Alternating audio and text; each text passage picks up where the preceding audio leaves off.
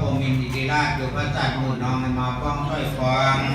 เชิญทั้งผู้อยู่ใต้หน้าใหญ่บาดาลจงพันปีกว่าของคายขอจงพายผ่ายมาสู่ซอยซึ่งทางนางนุ่นน้อยแม่นฟ้าเมฆกลาเชิญเทพอยู่ฟ้าแทนกดจักรวาล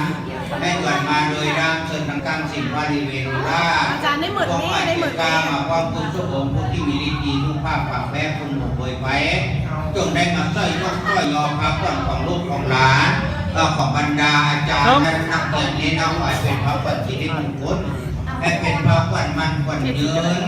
ขอเชิญเราเจ้าที่เจ้าทางเจ้าบ้านเจ้าเมืองเจ้าฮักรักษาทั้งหลายสิ่งศักดิ์สิทธิ์ที่สถิตอยู่ในสถานที่นี้จงได้มาอวยใส่ให้พรลูกหลานพร้อมด้วยครูบาอาจารย์จงได้ไปเป็นบอกเป็นรองเป็นทางให้ทำมาค่าคืนจะได้พ้นปัญหาและก็จะได้ผ่านอันท้ายให้มีความสุขความเจริญอายุวันโนทุกขังพลังมันยืนเมื่อทุกคนดอนสาธุสาธุพุทธังอนุวัตนังเตสวิตังยาวานิปานังสารนังคัจฉามิธัมมังอนุวัตนังเตสวิตังยาวานิปานังสารนังคัจฉามิธัมมังอนุวัตนังเตสวิตังยาวานิปานัง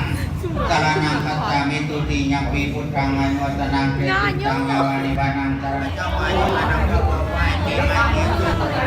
เอากินแม่อู้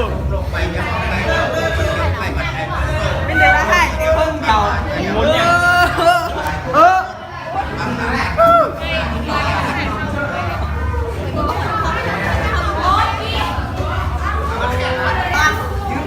มาแกน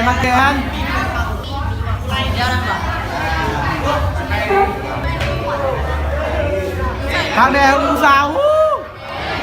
มิดแท้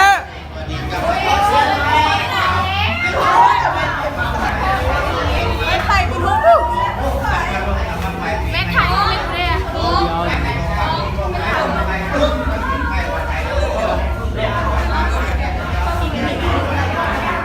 ปีใหม่เอ้ย